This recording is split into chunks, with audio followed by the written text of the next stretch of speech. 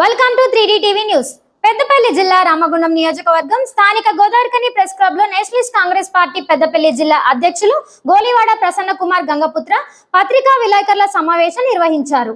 ఈ సమావేశంలో మొదటిగా గోలివాడ ప్రసన్న కుమార్ గంగపుత్ర కార్మికులకు రాష్ట్ర ముఖ్యమంత్రి Revanth Reddy minimum wages advisory board chairman B Janak Prasad ఇచ్చిన హామీలను వీడియో ద్వారా ప్రదర్శించారు. అనంతరం వారు మాట్లాడుతూ తెలంగాణ రాష్ట్రం లోపల సింగరేణి సంస్థనే గుండెకాయ లాంటిది, ఆర్థిక అభివృద్ధికి వెన్నుపూస అయినటువంటి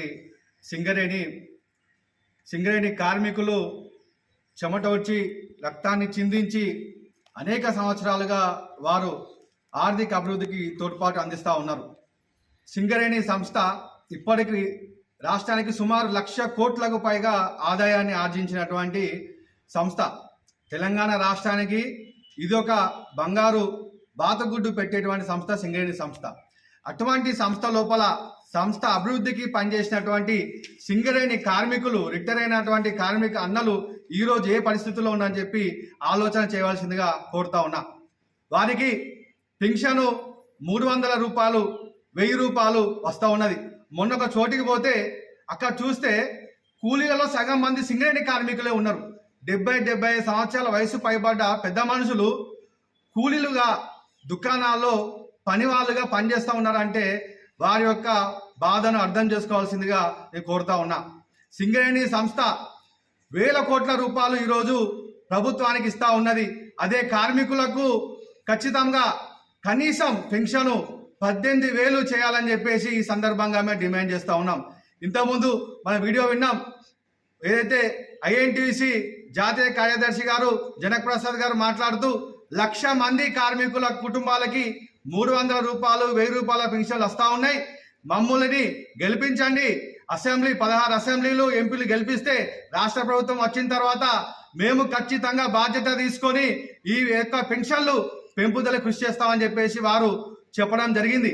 అదేవిధంగా మారు పేర్లు, ఇదొక చిన్న గమ్మత్తైన విషయము ప్రజలు గమనించాలి.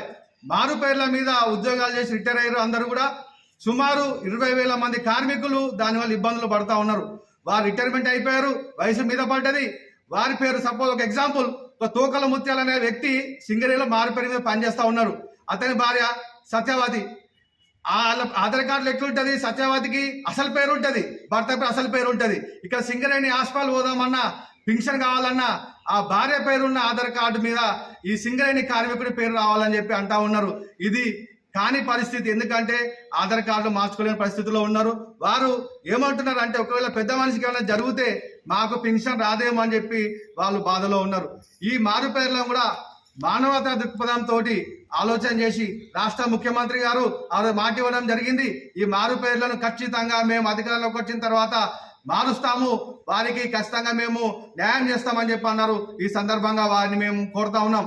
అదేవిధంగా సింగరేణి కాంట్రాక్ట్ కార్మికులు ఎవరైతే పనిచేస్తూ ఉన్నారో వారందరూ కూడా న్యాయమైన కోరిక, ఏది మన కోల్ ఇండియా లోపల హై పవర్ కమిటీ వేతలు ఏ విధంగా ఇస్తున్నారో సింగరేణిలో పనిచేసేటువంటి కాంట్రాక్ట్ కార్మికులకు కూడా హై పవర్ వేతనాలు ఇవ్వాలని చెప్పేసి ఈ సందర్భంగా తెలియజేస్తా ఉన్నా.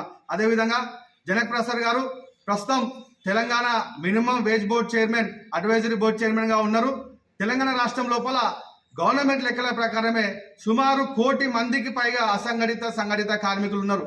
వారి యొక్క వేతనాలు అనేది ఎప్పుడో 15 ఏళ్ల క్రితం, 16 ఏళ్ల క్రితం ఉన్నటువంటి అప్పుడు ఉన్నటువంటి పరిస్థితుల అనుగుణంగా ఉన్నాయి. ఇప్పటికీ పెంచలేదు.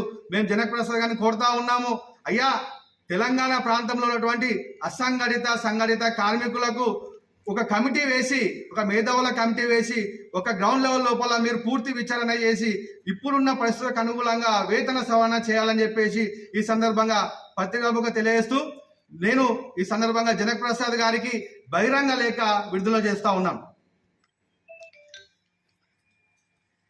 ఈ కార్యక్రమంలో ఎన్సీపీ పార్టీ జిల్లా నాయకులు చెన్నూరి నాగరాజ్, విద్యార్థి నాయకులు నాగుల శివకుమార్, యువజన నాయకులు మొలుగురి మహేష్, కుమ్మరి నాగరాజు, అక్కపెల్లి చంద్రశేఖర్, ఆజాద్, పొడిశెట్టి మణిదీప్, మహిళా నాయకురాలు గోలివాడ సరిత, గుంటి విజయలక్ష్మి, బద్రిలక్ష్మి, మామిడిపల్లి రాజేశ్వరి, ఇరుకుల లక్ష్మి, కాంపెల్లి శంకరమ్మ, దానవేన రామ తదితరులు పాల్గొన్నారు.